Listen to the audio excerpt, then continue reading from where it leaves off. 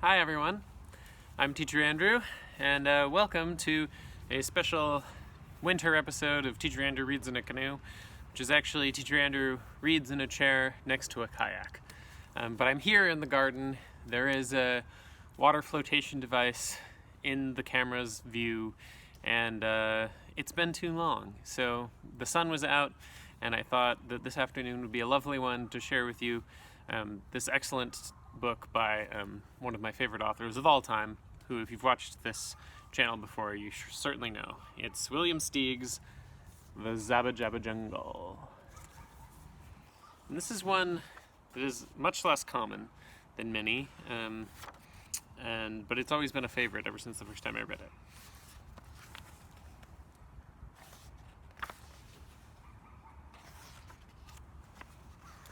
The Zabajaba Jungle. Leonard is slashing at the vines and creepers with his sharp bolo. He's fighting his way into the Zabajaba Jungle, where it is said no human being has ever penetrated. Why is he there? He himself doesn't know. He just has to push on. Maybe if I catch the sun like that for the pictures.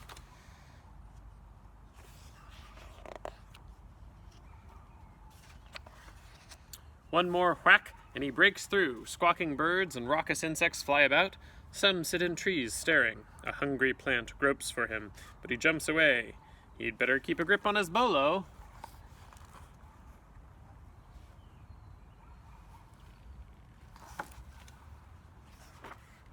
What's this? A big butterfly in the jaws of a flower. Leonard strikes again and again until it lets go. The butterfly takes off. Streaming rain falls. Leonard walks faster. What now? The gaping mouth of a petrified monster.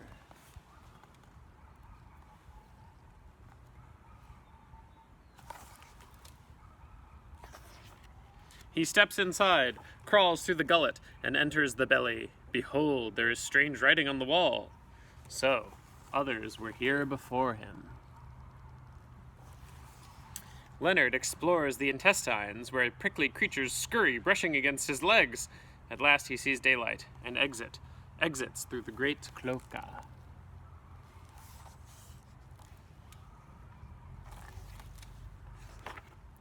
Now the jungle is dim and hushed. It's getting late, and all that green makes him sleepy. He rigs up his hammock and falls into it. Night comes, and he has doubts about the dark. Who's out there? When he flashes on his light, all he sees is what he saw before, the vegetable universe. He stretches out again, and then Leonard and his light go off together.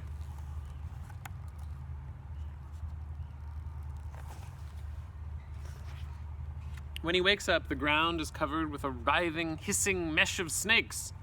Leonard wishes that he was home in bed. But look, it's a big butterfly hovering by the hammock. He mounts its furry back, and it is lifted away. The butterfly carries him to the glade of flowers and flutters off.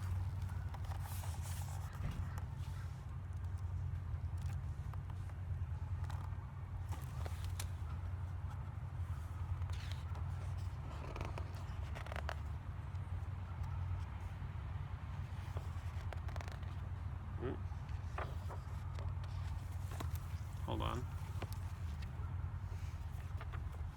There is birdsong, and then a voice calling, "Oh, human being!" "Who's that?"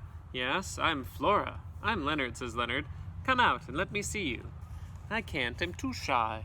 "But listen, Leonard, those yellow flowers over there are full of delectable nectar. Just help yourself." "Thank you," says Leonard. "My pleasure," says Flora. "Farewell." Leonard gets a glimpse of an ungainly bird hopping off through the trees.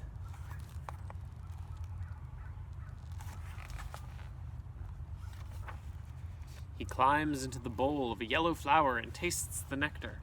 How strange. Somehow he always knew this special sweetness existed. But what on earth? The flower is suddenly rising. He'd better jump. Now!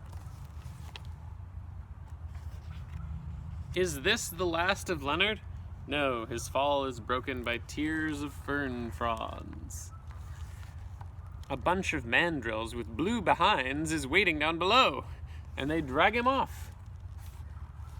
Oh no!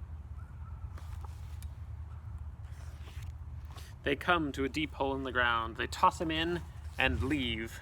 Leonard keeps trying to hack out steps with his bolo, but no use. During the night, the mandrills return and they let down a rope ladder. Leonard scrambles up, right into their arms. They bring him before 3 judges. One with a bird head, one with a rat head, and one with the head of a snake. "Person," asked Birdhead, "what are you doing in the Zabajaba Jungle?" "I don't really know." "Who told you you could drink the nectar of the Zabajaba flower?" asked Rathead. A funny-looking bird?" "Aha! That impossible flora," says Snakehead. "It so happens that it's against the law to even take a sip of the Zabajaba nectar. Who do you think you are?" "Leonard!" cries a voice from the bushes.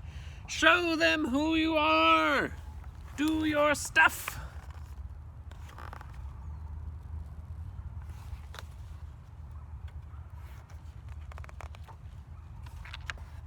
Leonard takes some fireworks out of his knapsack and he sets off an awesome display.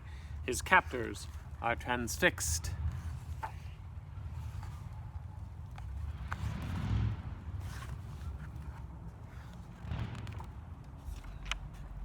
Flora leaps out.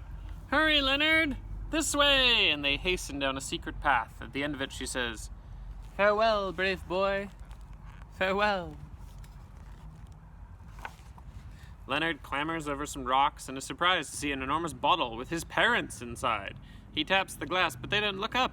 He bangs with his bolo and they still don't hear him. So there's Leonard's parents. What are they doing in there? He finds a rock and smashes a hole in the bottle. Now they see him. They rush out with embraces and kisses for the beloved son. Leonard is pleased. "Where are we?" his father asked. "In the Zabajaba Jungle." "How do we get out?" "Follow me," says Leonard.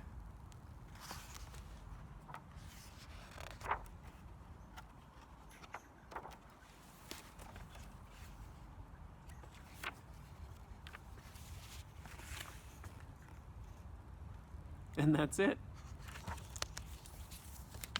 The Zabajaba Jungle by Wiliam Steig.